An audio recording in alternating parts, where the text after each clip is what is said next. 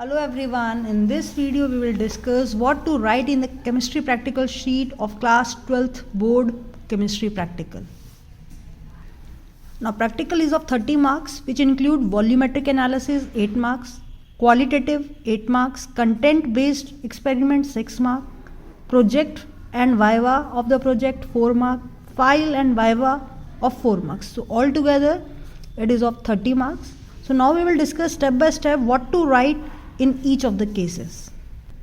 So basically in exam आपको 3 practical लिखने होंगे, ठीक है. Experiment 1, it is a titration, it can be of Mohr salt or oxalic acid. For example यहाँ मैंने sheet Mohr salt की prepare की है. So here we have to prepare the m/20 solution of Mohr salt, and using this solution we have to find out the molarity and the strength of the given KMnO4 solution. Now the second experiment here is the analyze the given salt. So the salt is to be given to you in the test tubes. Test tube में आपको solid salt मिलेगा. It will be colorless salt. और आपको analyze करना होगा एक acid और basic radical, and it is of 8 marks. Similarly जो titration आपने perform करनी है वो भी 8 marks की. और जो content based experiment है वो chromatography में से हो सकता है, आपको functional group identification में से हो सकता है, and similarly it can be possible that presence of carbohydrate, proteins or oil or fats in a given food samples. So that can be your third experiment. So in this sheet I have discussed one titration, what to write, and in a given salt, and for the functional group analysis. And the rest 4 marks I have already just discussed, that project and viva is of 4 marks, and class record, that is file and viva, is of 4 marks. So now the first experiment, that is here the titration part. So in case of the volumetric analysis, अगर हम Mohr salt का prepare कर रहे हैं, it is a very important question for the viva, that what is the formula of the Mohr salt. So now you must write the ionic equation which is involved in the titration here. So since we are using the acidic medium H plus ion, so this ionic equation and the overall equation you have to write in the sheet. Then what is the indicator in this analysis, or we can say in this titration? So KMnO4 is the self indicator, and what will be the end point? The solution initially is colorless, and at the end point when the reaction is complete it changes into pink in color. So the first step is to write the preparation of m/20 Mohr salt. अब आपको m/20, 40, 50 जो भी given है वो आपने यहाँ पे weight calculate करना है. आपको वॉल्यूम भी गिवन होगा, ये 100 ml में बनाना है या 250 ml में. So we will place the value here. So you will write the formula of the molarity. Then by putting the value here, for example for m/20 we have to weigh 1.96 gram. So ये weight आपको या तो electrical या chemical या analytical balance पे आप वे करके इसको ट्रांसफ़र करेंगे स्टैंडर्ड फ्लास्क में. Then you will add a conc H2SO4 into it in order to prevent the hydrolysis, और फिर आप उसको मार्क तक लेके आएंगे. Then that solution is your m/20 Mohr salt solution. Now the next step of the sheet is to write down that what you have taken. So molarity आपने कितनी prepare की? 1/20. अब वॉल्यूम ऑफ पिपेट, तो जो आपने standard solution बनाया है उसको आपने 10 ml पिपेट आउट करना है और एक कॉनिकल में ऐड करना है. और अब उस कॉनिकल में to prevent the hydrolysis we will add a 10 ml of dilute H2SO4. So this point you have to write here. Now the next step, जो आपने टेबल बनाना है, जैसे ब्यूरेट की रीडिंग आपने नोट करनी है. So observation table, initial reading, final reading and the volume. Now one more important point, जब आपने यहाँ वेट लिखा तो उसके आगे आप यूनिट ज़रूर लगाएंगे कि आपने वेट कितना लिया है, 1.96 gram. Here also the point way you are writing the volume you have to write the unit. The volume is in ml. So next is observation table, initial, final, volume of KMnO4 used in ml. तो initial reading, क्योंकि आपने burette में KMnO4 लिया है, वो coloured solution है, तो उसका अपर मेनिस्कस जो पॉइंट होगा वो आपने यहाँ पे नोट करना है, आपके आई लेवल पे होना चाहिए. जस्ट फॉर एग्जांपल आप यहाँ पे कोई भी रीडिंग ले सकते हैं आपकी अकॉर्डिंग टू योर हाइट और according to your view. For example यहाँ मैंने 10 ml लिया और जो रीडिंग आई वो मेरी रीडिंग आई यहाँ पे 20.1. तो अब इसका डिफरेंस कितना हुआ? 10.1. तो इस तरह से मुझे 3 सेट रीडिंग के यहाँ पे लिखने हैं, ठीक है. नाउ फॉर एग्जांपल नेक्स्ट आप 20, 21 कितने पे भी ले सकते हैं. 21 फॉर एग्जांपल आपने लिया, आप उसको रिफिल ना करें, दोबारा उसी से आगे कंटिन्यू कर दें, और नेक्स्ट टाइम जो आपकी reading I it will B just for example 31.1. So again the difference here is 10.1, next time आपने रीडिंग 32 से ली और जो आपकी रीडिंग आई वो आई 42.2, तो अब फॉर एग्जांपल आपकी रीडिंग यहाँ पे आ गई 10.2। तो अब जो कंकॉर्डेंट वॉल्यूम है और कंकॉर्डेंट रीडिंग है, मीनिंग कोई दो रीडिंग आपकी सेम होंगी, आप 3 सेट भी ले सकते हैं, 4 सेट भी ले सकते हैं, बट आपने जो वॉल्यूम रिकॉर्ड करना है बाद में, जो आपने रीडिंग यूज़ करनी है, तो जो आपकी कंकॉर्डेंट रीडिंग आएगी, सिमिलर रीडिंग आएगी, फॉर एग्जांपल अगर नेक्स्ट टाइम में मेरी यहाँ पे 10.1 आ गया तो अभी जो मेरी रीडिंग हो जाएगी वो 10.1 हो जाएगी। So here I am taking 10.1। अब इस वैल्यू को आपने कैलकुलेशन में यूज़ करना है, ठीक है। तो कैलकुलेशन के लिए you will write the formula, that is N1 M1 V1 is equal to N2 M2 V2। N1 क्या होता है? Electron change, M1 is molarity, V is the volume. तो एक सेट होगा KMnO4 के लिए, एक सेट होगा मोहर सॉल्ट के लिए। सो नाउ N1 हियर, जो हमने फाइनल इक्वेशन लिखी थी, यहाँ से N की वैल्यू आएगी। From here N is 5, for Fe N is 1। तो अब हम यहाँ वैल्यू पुट कर देंगे, N1 5 और Fe के लिए 1। इसकी मोलैरिटी हमें फाइंड आउट करनी है, that is why we are writing M1 here. V1 जो हमारी यहाँ पे वॉल्यूम रीडिंग आया, that is 10.1। So I am writing here it is 10.1, 1 into 1/20 into 10। तो अब जब हमने सभी वैल्यू को यहाँ पे प्लेस किया तो it will be cancel out here. तो 5 to 10, 10 into 10.1, answer will be 1/101 is the molarity here. So this is the molarity which we have to find out here. So this is 1/101 is the molarity of the given KMnO4 solution. Now we have to find out the strength. So strength के लिए what will we do? We will multiply this with its molecular weight. Here molarity is 1/101 which is to be multiplied by 158 and the answer will be for example 158.101. अब आप divide करके इसको point में answer यहाँ पे लिख सकते हैं, ठीक है। अब एक इंपॉर्टेंट पॉइंट, जब आप पूरा एक्सपेरिमेंट कर लेते हैं आपको रिजल्ट ज़रूर मेंशन करना है। बच्चे यहाँ तक करते हैं और बस आगे नहीं सॉल्व करते हैं, तो ये सिर्फ आपको यहाँ पे you have to write the complete statement that the molarity and the strength of the given KMnO4 is found to be. Just for example यहाँ मोलैरिटी आ गई 1/101 और ये स्ट्रेंथ आप फाइंड आउट कर लेंगे। फॉर एग्जाम्पल अगर मैं इसको 100 मान के चलती हूँ तो ये आंसर हो जाता 1.58।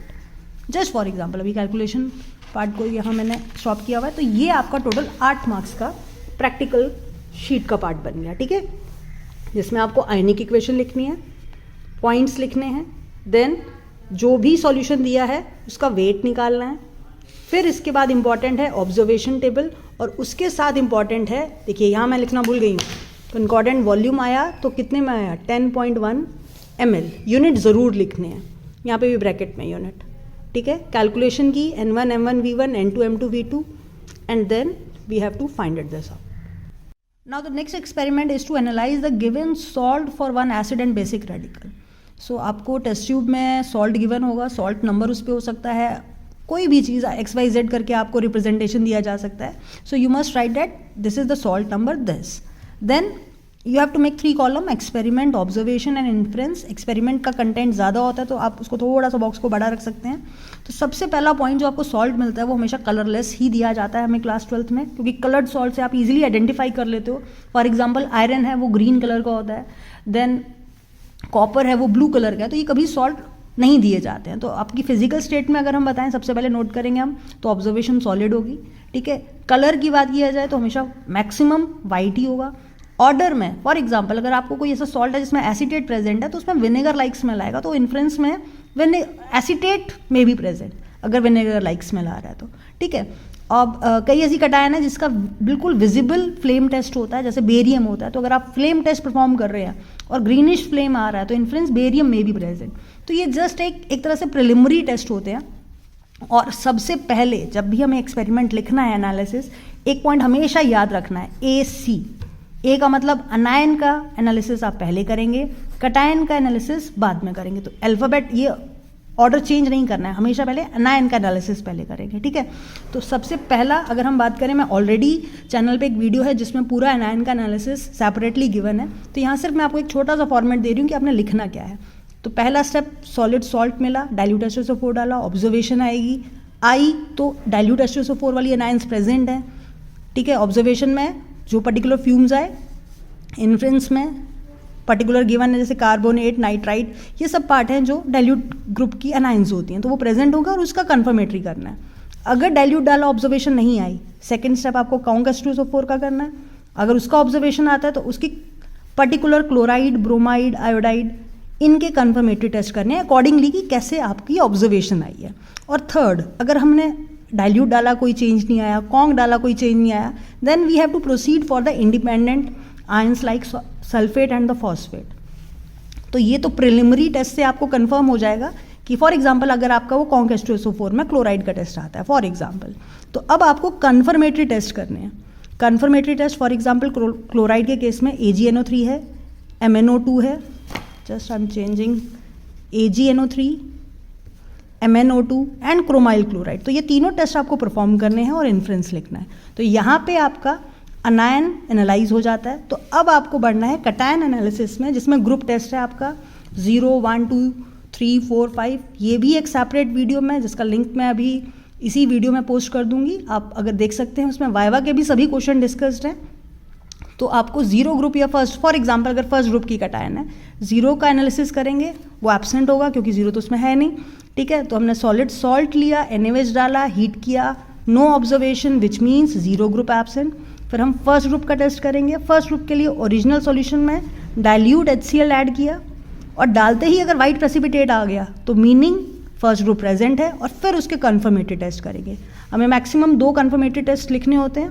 दोनों कन्फर्मेटरी टेस्ट किए, फॉर एग्जांपल अगर हमने यहाँ पे लेड फाइंड आउट किया और ऊपर मान लीजिए एसीटेट किया है, फॉर एग्जांपल CH3COO माइनस, तो ऑर्डर में यहाँ पे विनेगर लाइक स्मेल आ जाएगी।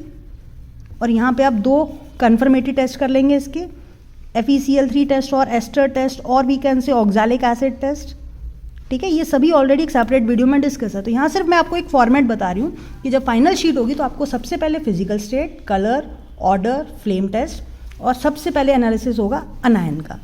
अनायन का जैसे कंप्लीट हुआ फिर आप स्टार्ट करेंगे कैटायन का। और रिजल्ट में, रिजल्ट बहुत ज़रूरी लिखना है, जैसे मैंने बताया कि हर प्रैक्टिकल के एंड में आपको रिजल्ट जरूर लिखना है। The given salt number this, जो भी आपका सॉल्ट नंबर था, कंटेन दिस एसिड रेडिकल और this as a basic radical. तो वो आपको, और हाँ ये ज़रूर याद रखना है कि आपको चार्ज लगाना है। कई बार बच्चे कहते हैं लेड निकाल दिया, लेड नहीं होता, लेड आयन होता है, ठीक है। तो ये इंपॉर्टेंटली याद रखना है कि आपको चार्ज लगाना है, और ये आयन्स है। दिस इज नॉट क्लोरीन, हमने क्लोरीन नहीं आइडेंटिफाई किया, हमने क्लोराइड आयन को आइडेंटिफाई किया है, ठीक है। तो अब हम आते हैं थर्ड सेट ऑफ एक्सपेरिमेंट पे, जो था हमारा कंटेंट बेस्ड, जिसमें हमने यहाँ पे फॉर एग्जांपल अगर फंक्शनल ग्रुप की एनालिसिस कर रहे हैं तो फंक्शनल ग्रुप एनालिसिस में basically alcohol, then phenol, then aldehyde, ketone, carboxylic acid और अमीन्स, इन में से किसी एक का भी एनालिसिस आएगा। तो आपको स्टेप वाइज प्रोसीड करना है। जैसे फॉर एग्जांपल अल्कोहल के लिए सेरिक अमोनियम नाइट्रेट टेस्ट है, सॉल्यूशन में डाला, ऑब्जर्वेशन आया तो प्रेजेंट है, टेस्ट वहीं खत्म हो गया, उसका एक और कन्फर्मेटरी आ जाएगा। बट अगर सेरिक डाल के कोई ऑब्जर्वेशन नहीं आए तो लिटमस डालना है। अब लिटमस डालते ही 2 चीज़ें होंगी, या तो वो रेड हो जाएगा या ब्लू। फॉर एग्जाम्पल रेड हो गया तो वो एसिडिक है, तब आपको प्रोसीड करना है FeCl3 और NaHCO3 टेस्ट के लिए। FeCl3 अगर पॉजिटिव आता है तो फिनॉल प्रेजेंट है, तो कन्फर्मेटरी वहाँ है। अगर हमने FeCl3 डाला और नो ऑब्जर्वेशन तो वहाँ पे हमने कार्बोक्सिलिक लिखना है। पॉइंट ये है कि जब आपने एक्सपेरिमेंट कंटेंट बेस्ड का लिखना है तो ये 6 मार्क्स का है, शॉर्ट बेस्ड होता है, तो आपने प्रिसाइजली एक तरह से कन्फर्मेटरी और प्रिलिमिनरी 2 टेस्ट लिखिए और एंड में रिजल्ट लिख दिया, ठीक है। जस्ट फॉर एग्जाम्पल अगर हमारा जो गिवन ऑर्गेनिक कंपाउंड है, for example it is aldehyde, ठीक है। यहाँ पे मैं वो शीट एल्डिहाइड के लिए डिस्कस कर रही हूँ। तो हमने सेरिक अमोनियम डाला, there will be no change. On adding litmus there will be no change. Litmus डालते ही नो चेंज आया, which means phenol is absent, observation no change, और साथ में यहाँ पे जो तीसरा कॉलम बनेगा वो इन्फ्रेंस का बनेगा, ठीक है। तो ये शीट है experiment, observation and inference, just like cation anion, ये ऑलरेडी आपने प्रैक्टिकल फाइल में भी लिखा हुआ है, ठीक है। तो अब आपने एल्डिहाइड के लिए लिटमस ऐड किया, there will be observation, no change, inference में आ गया फिनॉल एंड कार्बोक्सिलिक, और अमीन्स एब्सेंट क्योंकि अमीन्स बेसिक होते हैं। तो अब हमारा आएगा 2,4-DNP जो इसका ग्रुप टेस्ट है। 2,4-DNP रिएजेंट जब हमने ऑर्गेनिक कंपाउंड में डाला, then there is a formation of yellow colour precipitate. Which confirm कि इसमें कार्बोनिल प्रेजेंट है। अब कार्बोनिल है तो एल्डिहाइड भी हो सकता है, कीटोन भी हो सकता है। तो एल्डिहाइड के लिए हम टॉलेंस टेस्ट, फेलिंग टेस्ट और शिफ्ट टेस्ट करेंगे। शिफ्ट भी एक तरह से कार्बोनिल ही रिप्रेजेंट करता है, तो बेसिकली टॉलेंस और फेलिंग हम परफॉर्म करेंगे। और एंड में, क्योंकि हमारे ये टेस्ट पॉजिटिव ही आने हैं, we have to write down that in a given organic compound the functional group is carbonyl and particularly aldehyde. ठीक है, तो आई होप आपको शीट डिस्कस अच्छे से आ गई है, और इसकी प्रैक्टिस आप मॉक की 2 से 3 बार करेंगे तभी, क्योंकि शीट ऑलमोस्ट 22 मार्क्स आपके कैरी करती है, ऑलमोस्ट 8 + 8 + 6। तो अगर ये कंप्लीटली आपने ठीक लिखा है तो ये 22 मार्क्स तो कहीं नहीं गए। ठीक है, बाकी project and viva, file and viva सब कुछ आपका थ्योरी बेस्ड ही होता है, क्योंकि जो थ्योरी में आपने कंटेंट किया है, फॉर एग्जाम्पल आप अगर यहाँ पे कैसीन एनालिसिस करते हैं तो बायोमोलिक्यूल्स चैप्टर आप रिलेटेड, जो भी प्रोजेक्ट है उसका रिलेटेड चैप्टर आप ज़रूर करें। अगर आप इलेक्ट्रोकेमिकल सेल कर बना रहे हैं then electrochemistry is a very important part. ठीक है, और क्या नहीं करना है, रीडिंग्स में ओवर राइटिंग नहीं करनी है। जो आप रीडिंग्स लिख रहे हैं इसमें बार बार कटिंग नहीं करनी है, तो हो सके पहले इसको पेंसिल से लिखें। सेकेंड थिंग, यूनिट्स नहीं भूलनी है, रिजल्ट ज़रूर लिखना है शीट में। ठीक है, बच्चे भूल जाते हैं रिजल्ट लिखना, और ये मैटर करता है बहुत ज़्यादा। ठीक है, और आयनिक इक्वेशन को बैलेंस ज़रूर करेंगे।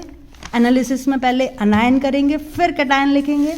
और कंटेंट बेस्ड आपका वैसे तो क्रोमेटोग्राफी भी पूछा जा सकता है, तो उसमें भी आपको सिंपल क्रोमेटोग्राफी परफॉर्म करना होता है और आरएफ वैल्यू निकाल के थोड़ा सा ये जो प्रोसीजर के स्टेप है वो लिखने होते हैं। तो आई होप अब आपको शीट क्लियर होगी, और इसकी प्लीज़ प्रैक्टिस ज़रूर करें।